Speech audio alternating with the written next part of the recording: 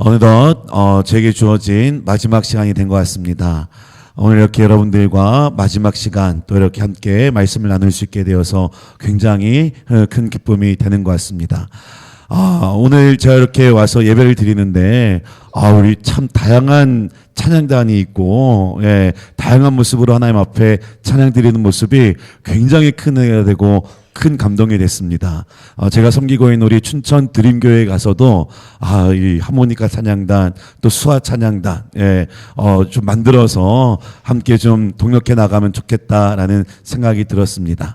특별히 우리 하모니카 찬양단, 너무 박수 한번 주세요. 너무너무 큰 은혜가 됐던 것 같습니다. 다 저희 어머님 같은 권사님이시거든요. 제가 어려서부터 우리 뵙던 우리 권사님들께서, 이게 참 하모니카가 굉장히 체력이 많이 소진이 됐는데도 불구하고 우리 목사님 찬양 끝날 때까지 꿋꿋하게 하시더라고요. 우리 더 건강하시고 또 하나님 부르시는 그날까지 건강한 모습으로 하나님 섬기다가 하나님 부르시는 그날에 기쁨으로 들림 받을 수 있도록 우리 사랑하는 우리 권사님들께 힘차게 격려의 박수 부탁드리겠습니다. 또 그런가 하면 또 우리 삼려전도에도 또 우리 수화찬양단도 못지않게 참 하나님을 영화롭게 하기 위해서 참 기쁨으로 찬양하는 모습이 참 감사했던 것 같습니다. 이렇게 서로가 하나 되어서 우리가 한 마음으로 하나님 앞에 나갈 때에 하나님께서 우리의 예배를 온전한 예배로 받으시고 또 온전한 예배를 드리는 우리 안동 성결교회 위에 놀라운 은혜와 축복으로 또 채워주실 줄로 믿습니다. 이 은혜를 받아 누리시는 저와 여러분들이 되시기를 주님의 이름으로 축원드립니다. 계속해서 우리 말라기 4장 말씀을 살펴보도록 하겠습니다. 여러분 오늘 본문 말씀은 말라기의 결론이면서 구약 성경의 결론이 되는 말씀입니다. 왜냐하면 우리 구약 성경의 제일 마지막에 있으니까 그만큼 중요한 말씀이라고 생각해 볼 수 있을 것 같습니다. 이제 이 말씀이 끝나면 이제 400년 동안 하나님의 말씀이 이스라엘 백성들에게 임하지 않았습니다. 그러니까 이 말씀이 어떤 의미를 가지고 있습니까? 그만큼 중요한 말씀이라는 것입니다. 그리고 이스라엘 백성들은 이제 400년 동안 이 말씀을 자신의 지팡이로 삼아서 붙들고 가야 될 너무나도 소중한 말씀이라는 것입니다. 이 말씀을 생명과 같이 붙들고 또 이 말씀을 굳게 붙드는 자라야만이 만군의 여호와이신 하나님께서 다시 이 땅 가운데 오시고 또 통치하실 그날에 우리가 승리의 기쁨을 누리게 될 줄로 믿습니다. 그러므로 이 생명의 말씀을 끝까지 붙들며 나아가는 믿음의 성도들 되시기를 주님의 이름으로 축원드립니다. 오늘 본문 1절 말씀을 함께 살펴보겠습니다. 오늘 본문 1절도 만군의 여호와라 일컬음을 받는 하나님께서 이스라엘 백성들에게 전해주시는 귀하고 복된 말씀입니다. 여러분 회복기 시대에 주로 활동했던 그 선지자들은요, 이 하나님에 대해서 칭할 때에 만군의 여호와 하나님이시라는 단어를 자주 사용했습니다. 오늘 새벽에 제가 만군의 여호와의 뜻에 대해서 잠깐 말씀드렸는데요.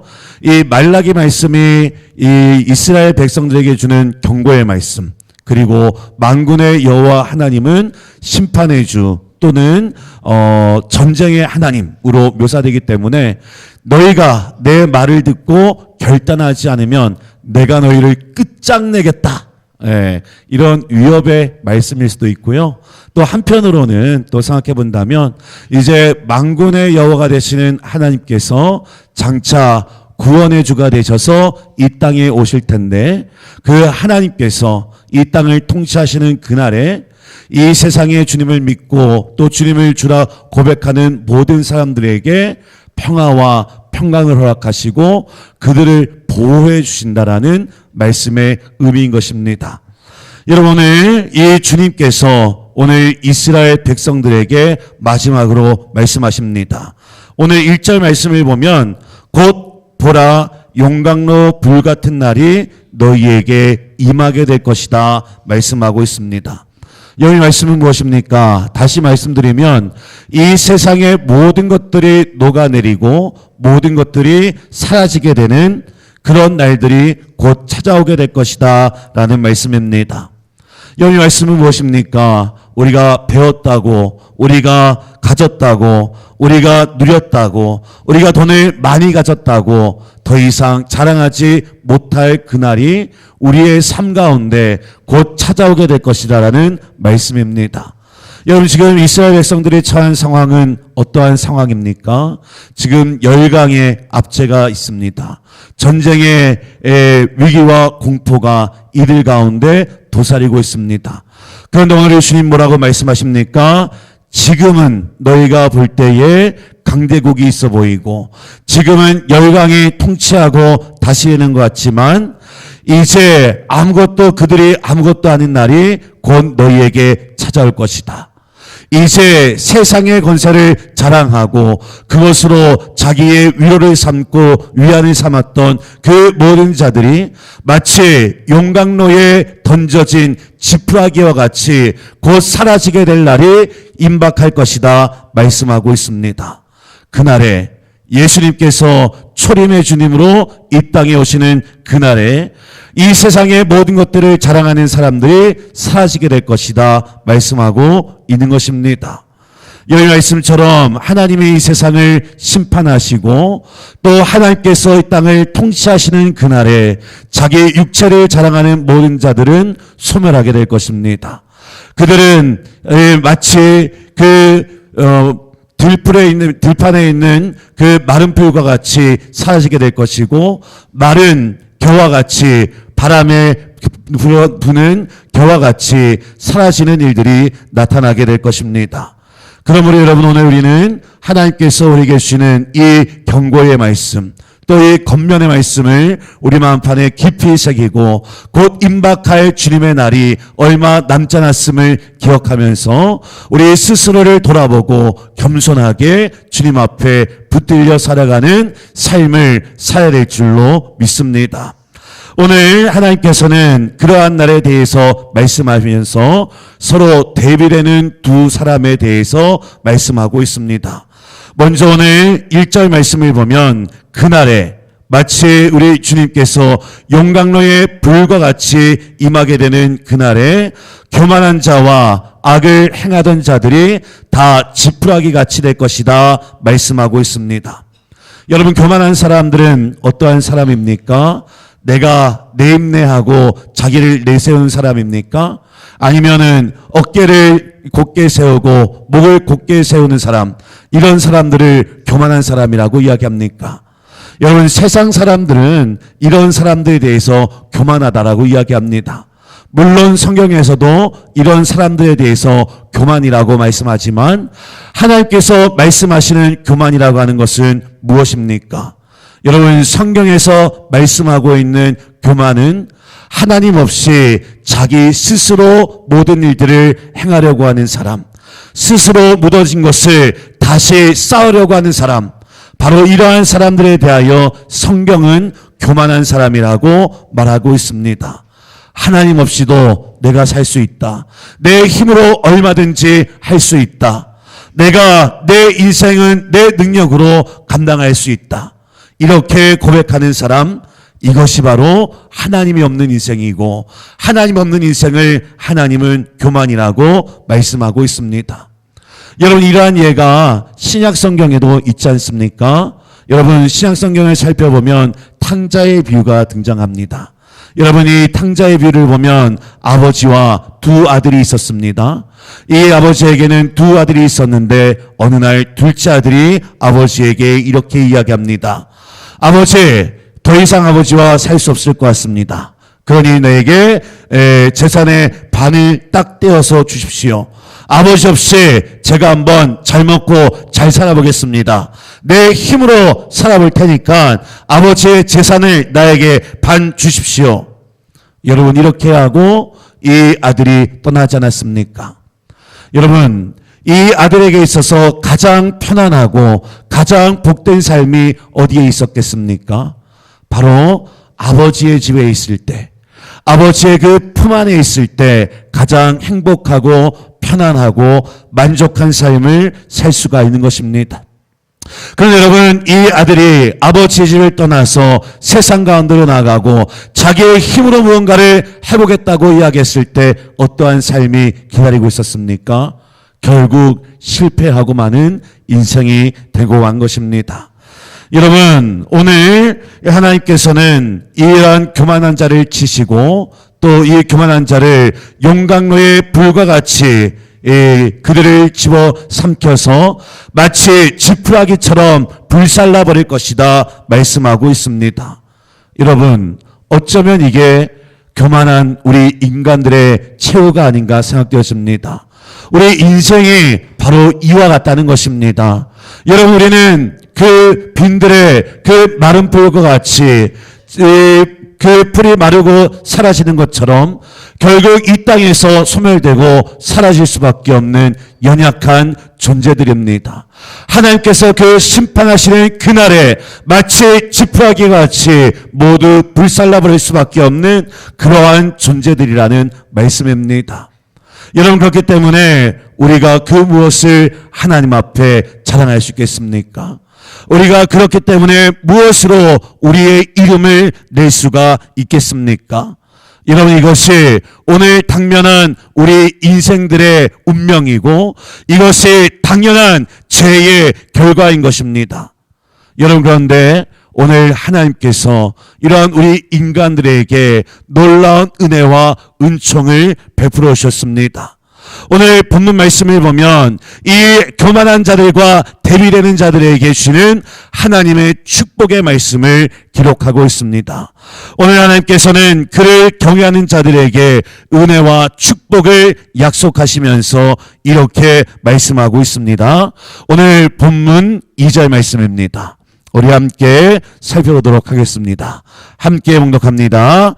내 이름을 경외하는 너에게는 공의로운 해가 떠올라서 치료하는 광선을 비추리니 너희가 나가서 외양간에서 나온 송아지같이 뛰게 될 것이니라. 여러분, 하나님 앞에 판단 기준은 딱 두 가지입니다. 여러분, 세상 사람들은 어떻습니까? 그 사람의 생김새를 가지고 그 사람을 판단합니다. 그가 가지고 있는 재력을 가지고 그 사람에 대해 판단할 때가 많이 있습니다. 그 사람이 가지고 있는 학식, 그 사람이 가지고 있는 지식, 그 사람이 가지고 있는 그 재력, 이러한 것들을 가지고 그 사람에 대해서 평가하는 경우들이 많이 있지만 오늘 하나님의 사람을 판단하는 기준은 무엇입니까? 하나님을 경외하느냐? 하나님을 경외하지 않느냐? 하나님께서 판단하는 기준은 하나님을 경외하는 자들과 하나님 앞에 교만한 자들입니다. 그렇다면 여러분, 어떠한 사람들이 하나님 앞에 하나님을 경외하는 자들이 될 수 있겠습니까? 여러분, 출애굽기 1장 말씀을 살펴보면 그 두 히브리의 두 여인이 등장하고 있습니다. 여러분, 이 여인의 그 직업은 히브리의 산파들이었습니다. 이 당시에 이집트에 유대의 많은 사람들이 넘쳐나게 되다 보니까 이스라엘 백성들이 많아지게 되다 보니까 이집트의 바로 왕이 산하 제한을 놨습니다. 그래서 그 땅에 나는 남아들을 모두 죽이라 명령했습니다. 지금 이 히브리 산파들은 왕의 명령을 받은 자들이었습니다.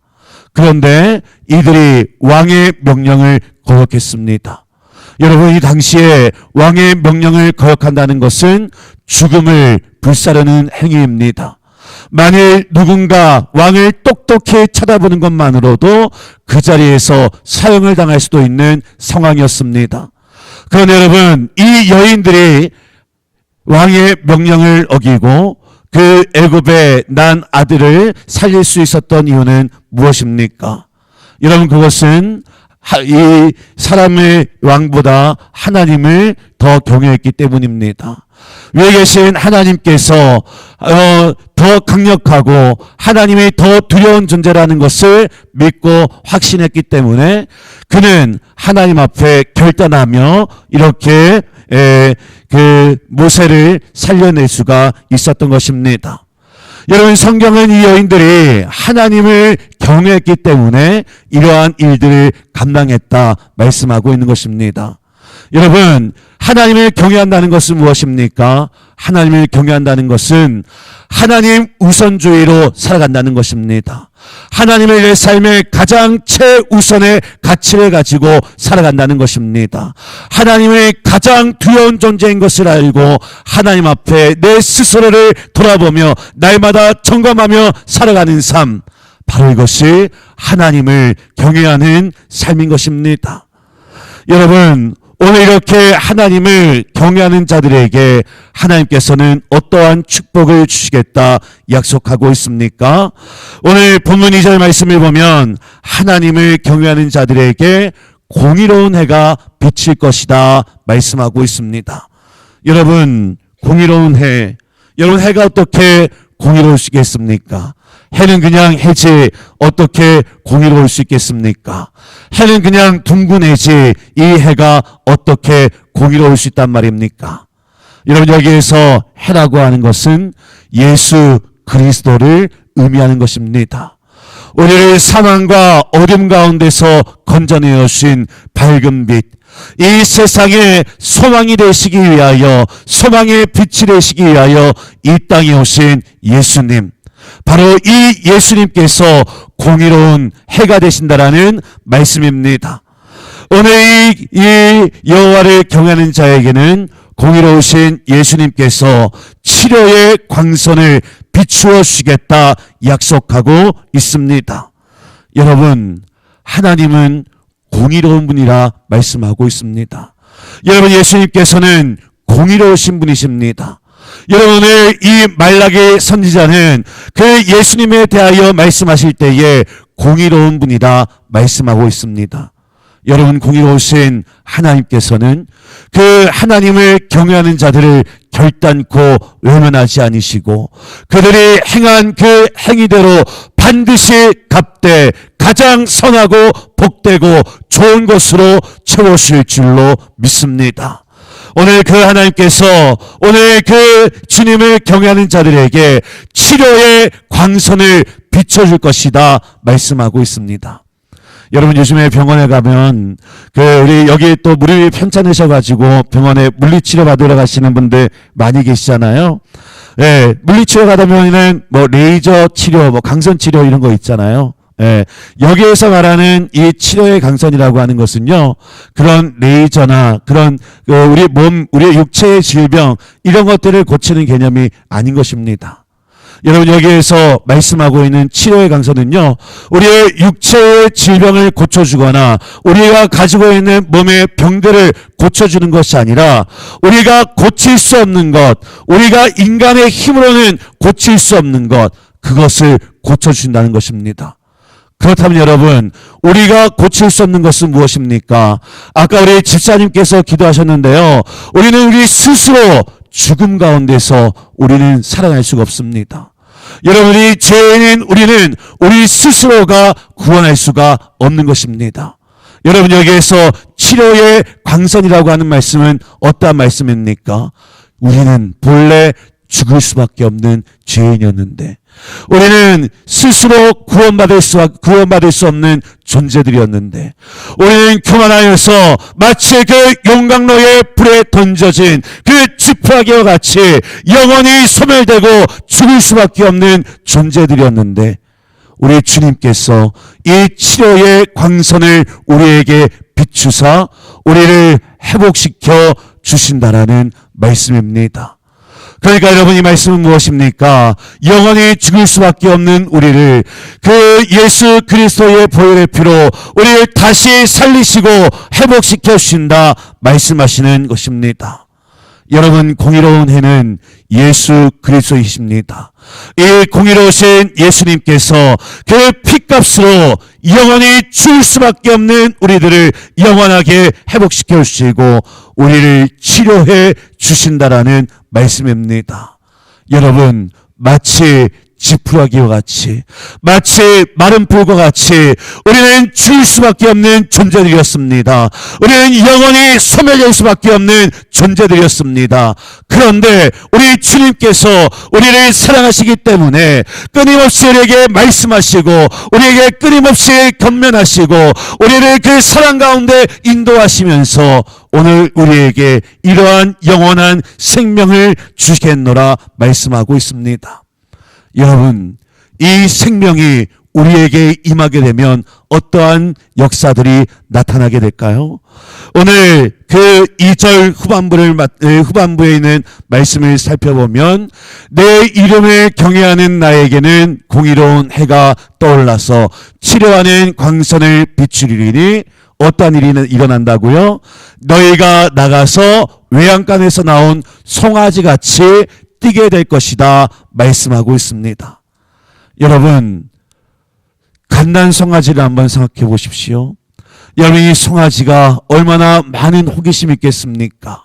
이리저리 날뛰는 것이 송아지의 특징이 아니겠습니까? 여러분, 우리의 같이 송아지는 답답함을 느낄 수밖에 없습니다. 그 자체로 자유함을 누릴 수가 없는 것입니다. 여러분, 그런데 이 송아지를 우리에서 밖으로 내보내면 어떻습니까? 뛸 듯이 달아납니다. 사람이 붙잡으려고 해도 잡을 수가 없는 것입니다. 여러분, 오늘 여호와를 경외하는 자에게는 하나님께서 치료의 광선을 비추어 주시는데 그날에 너희가 마치 우리에서 뛰어나간 송아지와 같이 될 것이다 말씀하고 있습니다. 여기 말씀은 무엇을 의미합니까? 여러분은 본래 죄의 자녀요 진노의 자녀였습니다. 우리는 이 세상 가운데 살아가지만 이 죄악으로 말미암아 늘 우리의 심령은 억눌리고 답답하고 슬픔과 비통과 괴로움 가운데 살아갈 수밖에 없는 존재들이었습니다. 그런데 여러분, 공의로우신 하나님께서, 공의로우신 우리 주님께서 그 치료의 광선을 우리에게 비춰주시면 오늘 우리의 심령 가운데, 어두워진 우리의 심령 가운데 그 밝은 빛을 비춰주신다면 오늘 우리의 심령이 회복되어지고 우리의 심령이 자유함을 얻어서 참으로 오늘 그 외양간에 나온 송아지와 같이 자유함을 누리게 된다는 것입니다. 여러분, 오늘 여기에서 우리가 깨달을 수 있는 것은 무엇이겠습니까? 오늘 하나님을 믿는 자와 믿지 않는 자, 하나님의 말씀을 귀담아 듣는 자와 귀담아 듣지 않는 자들, 하나님의 말씀을 준행하는 자들과 하나님의 말씀을 준행하지 않는 자들, 그 삶의 결과가 극명하게 차이가 난다는 사실을 오늘 우리는 알 수가 있습니다. 여러분, 오늘 이 말씀은 그동안 하나님께서 이스라엘 백성들에게 하신 말씀을 요약해 준 말씀입니다. 이제 하나님께서는 이 말라기가 끝나기 때문에 오늘 이 말씀을 믿고 따르고 순종하라 말씀하고 있습니다. 그리고 이미 주신 이 말씀을 붙들며 살아가는 자들에게 놀라운 은혜와 축복을 약속하고 있는 것입니다. 그리고 사랑하는 그 백성들에게 이제 이 400년 동안 침묵하게 될 것인데 이 말씀을 붙들고 이기는 자는 승리의 멸류관을 얻게 될 것이다 말씀하고 있는 것입니다. 여러분, 오늘 하나님을 경외함으로 하나님의 그 놀라운 은혜와 축복과 사랑 가운데 거할 수 있는 믿음의 성도들 되시기를 주님의 이름으로 축원드립니다. 오늘 우리가 이렇게 하나님을 경외하며 하나님을 의지하고 하나님의 말씀을 붙들며 살아가기 시작할 때에 진리의 빛이신 우리 주님께서 어둠 가운데 살아가는 우리들을 살리시고 구원의 영광 가운데 이끌어 주실 줄로 믿습니다. 오늘 그 주님께서 계속해서 이 이스라엘 백성들에게 권면하고 있습니다. 이제 그렇다면 이스라엘 백성들이 어떻게 살아야 될 것인가에 대해서 오늘 본문 4절 5절 말씀을 통해서 구체적으로 말씀해 주고 있습니다. 먼저 4절 말씀을 우리 한 목소리로 함께 합독해 보겠습니다. 너희는 내가 호렙에서 온 이스라엘을 위하여 내 종 모세에게 명령한 법 곧 율례와 법도를 기억하라. 아멘. 여러분, 오늘 하나님께서는 이 이스라엘 백성들에게 붙들어야 될 말씀을 허락해 주셨는데 그것은 무엇입니까? 여호와의 율법을 기억하고 여호와의 율법을 준행하라 말씀하고 있습니다. 여러분, 이제 이 말라기는 구약 성경의 끝입니다. 그리고 이 400년 동안 하나님의 묵시가 없었습니다. 이제 하나님께서 이스라엘 백성들에게 이 말씀을 붙들고 살아나가라고 말씀하셨습니다. 여러분, 그렇다면 뭔가 거창한 말씀을 주셔야 되지 않겠습니까? 뭔가 대단한 일들, 우리가 이 말씀을 변치 않고 소멸하지 않고 살아갈 수 있는 그런 아주 특별한 것을 말씀해 주셔야 되지 않았겠습니까? 그런데 여러분, 오늘 하나님께서는 우리에게 뭐라 말씀하고 있습니까? 너희는 내가 호렙산에서 온 이스라엘을 위하여 내 종 모세에게 명령한 법 곧 율례와 법도를 기억하라 말씀하고 있습니다. 여러분, 하나님께서는 모세와 함께 약속을 맺으셨습니다.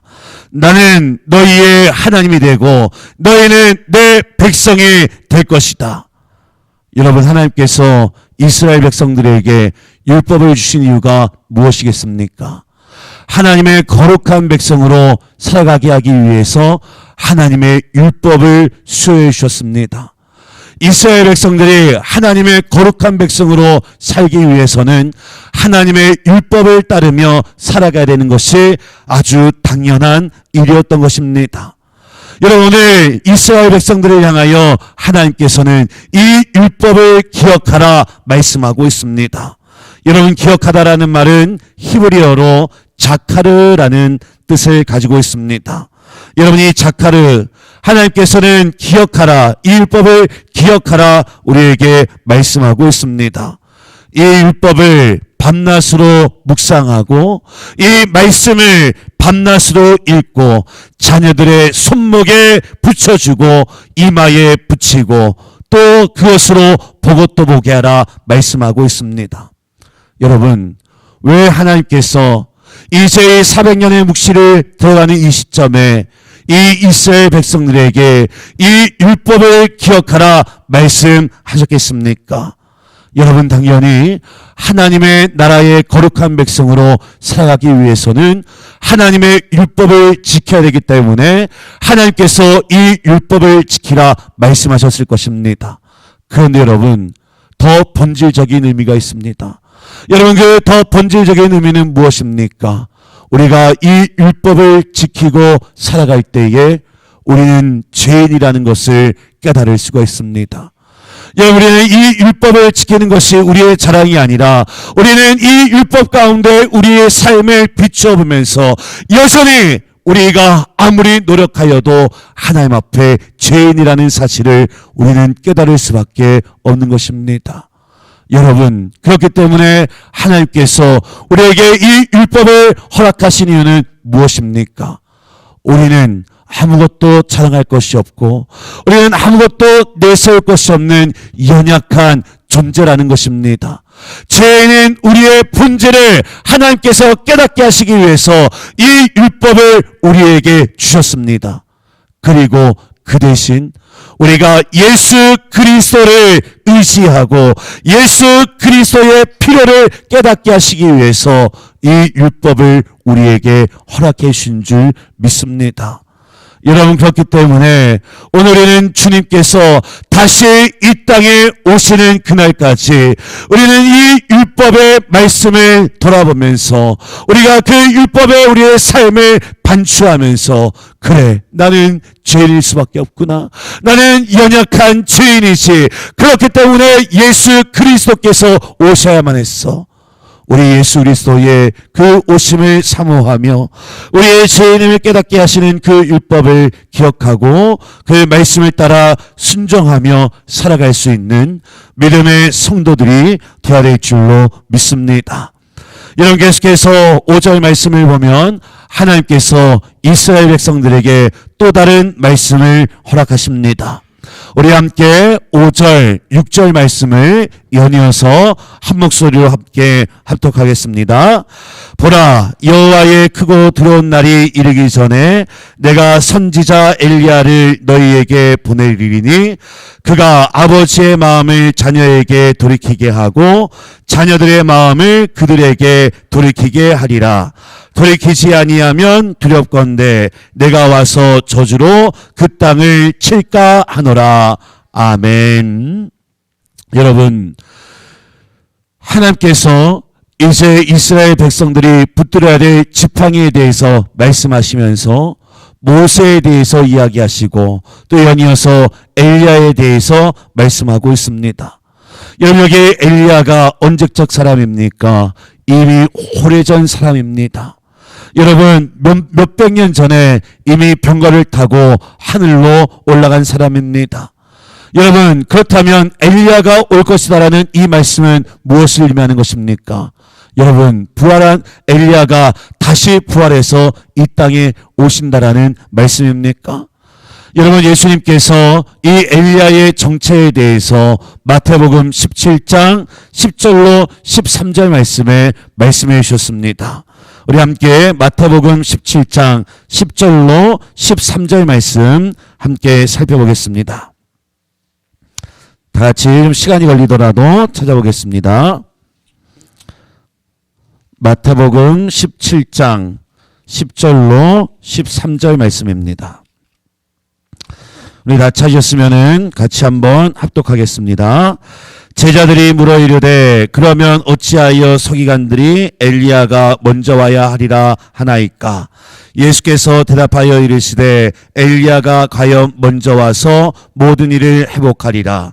내가 너희에게 말하노니 엘리야가 이미 왔으되 사람들이 알지 못하고 임의로 대우하였도다. 인자도 이와 같이 그들에게 고난을 받으리라 하시니 그제서야 제자들이 예수께서 말씀하신 것과 같이 세례 요한인 줄 깨달으니라. 아멘. 여러분, 예수님께서 이 엘리야의 정체에 대해서 말씀해 주고 있습니다. 이 엘리야의 정체가 누구입니까? 예수님보다 앞서 와서 예수님의 오실 길을 예비한 세례 요한이라는 것입니다. 여러분, 세례 요한이 이 땅에 와서 행하였던 사역이 무엇입니까? 그는 그 예수님의 오심을 기대하고 또 고대하면서 아버지의 마음을 자녀에게로 돌이키고 자녀의 마음을 아버지에게로 돌이키라 말씀하고 선포했습니다. 여러분, 회개를 명령한 것입니다. 여러분, 마음을 돌이킨다는 것은 무엇을 의미합니까? 회개하는 것입니다.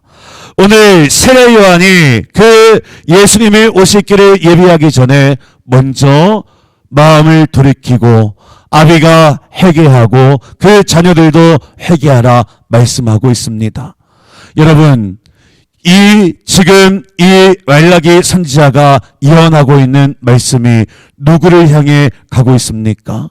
지금 언약의 예수 그리스도를 향하고 있습니다. 그 주님께서 지금 이 땅에 오셔야만 우리가 이 모든 죄와 사망과 어둠과 슬픔과 고통 가운데서 자유함을 얻을 수 있다라는 말씀입니다. 오늘 이 말라기 말씀의 모든 초점은 지금 예수 그리스도를 향하여 달려가고 있는 것입니다. 그래서 이 말라기 선지자는 뭐라 말씀하고 있습니까? 우리가 마음을 돌이키고 우리가 참회하고 주님 앞에 다시 한번 엎드릴 때에 그 주님께서 생명의 주가 되셔서 우리의 심령 가운데 역사하실 수 있다라는 말씀인 것입니다. 여러분, 오늘 우리는 우리 주님을 우리의 마음판에 모시기 위해서 우리의 심령이 거룩한 성전이 되어야 될 줄로 믿습니다. 오늘 우리의 마음이 거룩하고 정결한 마음으로 변화되어야 될 줄로 믿습니다. 오늘 말라기 선지자의 이 경고의 말씀, 이 하나님의 이 메시지를 듣고도 우리의 마음 가운데 찔림이 없고 변화가 없다면 우리는 영원히 실패할 수밖에 없는 존재들일 것입니다. 그러므로 오늘 마음을 돌이키라 말씀하신 이 말라기의 음성에 귀를 기울이고 오늘의 삶을 돌아보며 참 회개의 가운데로 나아갈 수 있는 믿음의 성도들이 되어야 될 줄로 믿습니다. 그런데 여러분, 여기에서 우리가 주목해 보아야 될 말씀이 있습니다. 여러분, 여기에서 오늘 본문 6절 말씀을 보면 아비의 마음을 자녀에게 돌이키고 자녀의 마음을 아버지에게 돌이키게 하라 말씀하고 있습니다. 여러분, 한번 생각해 보십시오. 한 가정에서 아버지가 회개를 하고 자녀가 회개를 합니다. 여러분, 그러면 그 가정은 어떠한 역사들이 나타나겠습니까? 그 가정은 화목한 가정이 될 수 있습니다. 그 가정에는 희락과 화평과 행복이 넘쳐나게 되는 것입니다. 그 아비가 굳은 목소리로 아이를 훈계하고 질타하고 억센 말로 사이들에게 상처를 주는 것이 아니고 또 이 자녀들이 순전한 마음으로 그 아버지의 마음으로 돌이킬 때에 이러한 평화가 나타나게 된다는 것입니다.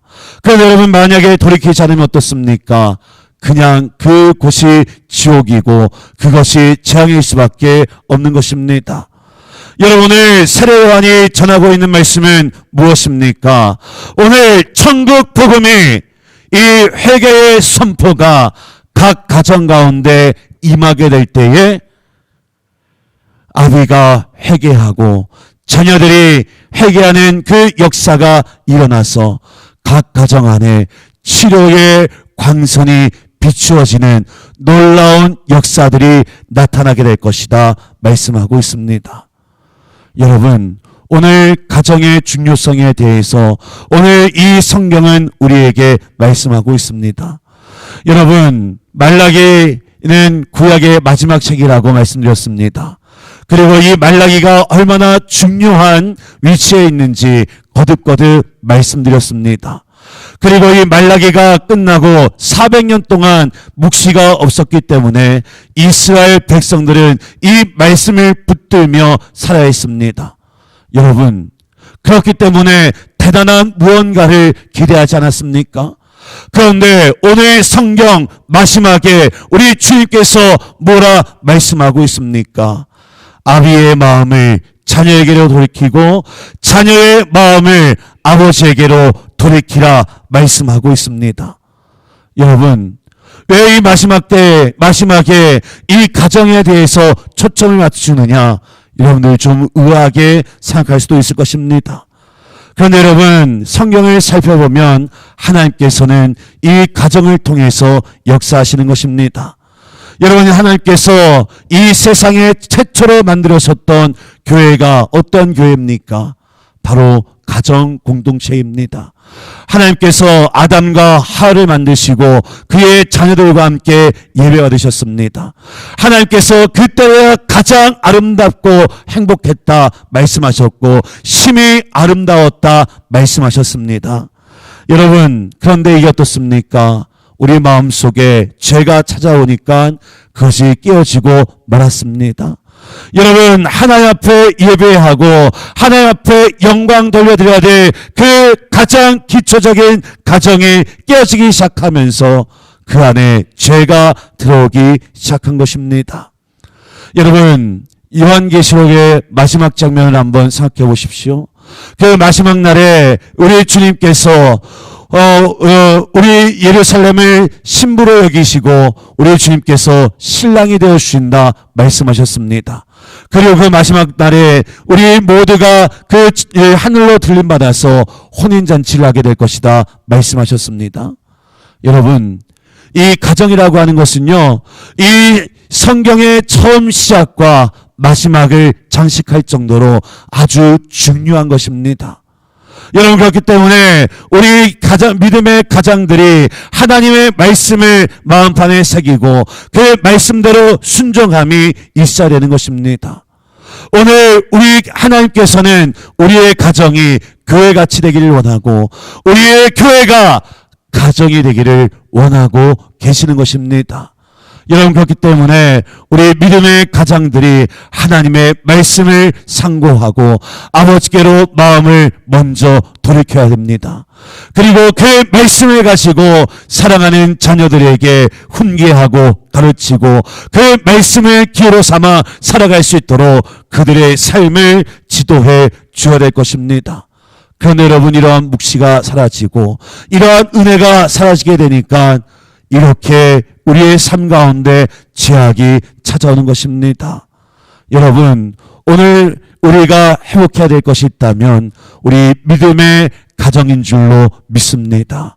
우리 가정이 믿음의 가정이 되어서 믿음의 본을 자녀들에게 보이고 우리의 아비들이 마음을 돌이켜서 자녀들의 그 마음을 돌이키고 돌아올 수 있는 것, 여러분의 세례요한이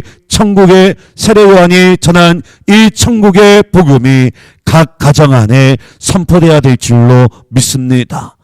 오늘 세례요한의 회개의 선포가 오늘 각 가정 위에 임해야 될 줄로 믿습니다. 여러분, 회복된다는 것은 무엇입니까?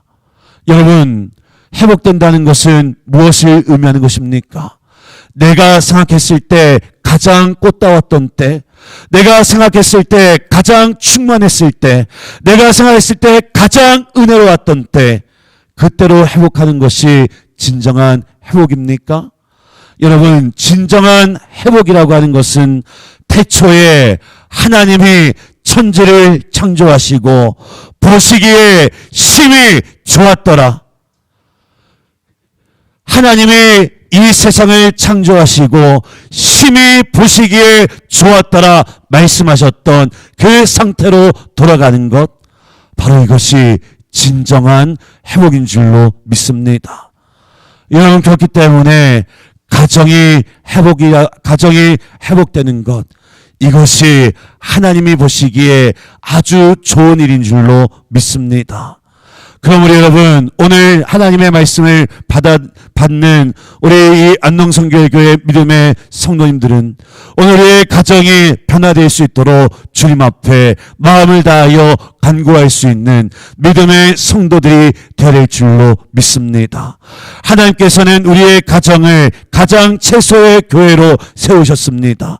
먼저 우리 가정이 변화되어지고 우리 가정이 주님 안에 돌아올 때에 우리의 믿음의 가장들이 믿음의 가장으로 다시 한번 일어설 때에 오늘 우리의 심령이 변화되어지고 하나님의 나라가, 하나님의 영광이 이 땅 가운데 오게 될 줄로 믿습니다. 오늘 우리가 예배를 마치고 우리 함께 기도하게 될 텐데요. 오늘 우리가 기도할 때에 아마 우리 남편의 직장과 사업, 그리고 자녀들의 건강과 학업을 위해서 기도하는 성도들 있을 겁니다. 그런데 오늘은 이러한 기도 말고 우리의 가정이 믿음의 가정이 될 수 있도록 축복하여 주시옵소서. 우리의 가정이 하나님의 언약 가운데 서 있을 수 있는 아름다운 믿음의 가정이 될 수 있도록 축복하여 주시옵소서. 오늘 주님, 우리의 믿음의 가장들이 하나님께로 마음을 돌이키고 주님께로 다시 한번 회복되는 역사들이 나타나게 하여 주시옵소서. 그래서 우리의 자녀들의 삶이 변화되어지고 우리의 가정이 굳건한 믿음의 가정을 이루는 역사들이 나타나게 하여 주시옵소서. 오늘 우리가 이렇게 주님 앞에 기도하기 시작할 때에 하나님께서 오늘 우리의 심령 가운데 약속하신 은혜를 부으시고 마치 치료의 강선을 비추어서 우리를 회복시키는 것처럼 세상 가운데 피곤하고 찌들고 낙심되고 절망해 있는 우리의 영혼을 다시 한번 새롭게 해줄 줄로 믿습니다. 오늘 이 은혜가 저와 여러분들의 삶 가운데 있기를 주님의 이름으로 축원드립니다. 오늘 이 말라기는 예수 그리스도에 대해서 말씀하고 있습니다. 이 율법을 기억하라고 하는 것도 예수 그리스도를 기억하라는 것입니다. 여러분, 이 엘리야를 기억하고 마음을 돌이키라고 하는 것도 예수 그리스도를 기억하라는 것입니다. 여러분, 우리의 심령을 회복시키실 분은 오직 예수님밖에 없는 줄 믿습니다. 그 주님 앞에 이 시간 납작 엎드려 주님의 그 보혈을 의지하며 믿음으로 나아가는 우리 모든 성도님들 되시기를 주님의 이름으로 축원드립니다. 우리 함께 찬양하고 믿음으로 결단하며 기도하겠습니다. 우리 전능하신 나의 주 하나님은 찬송합니다.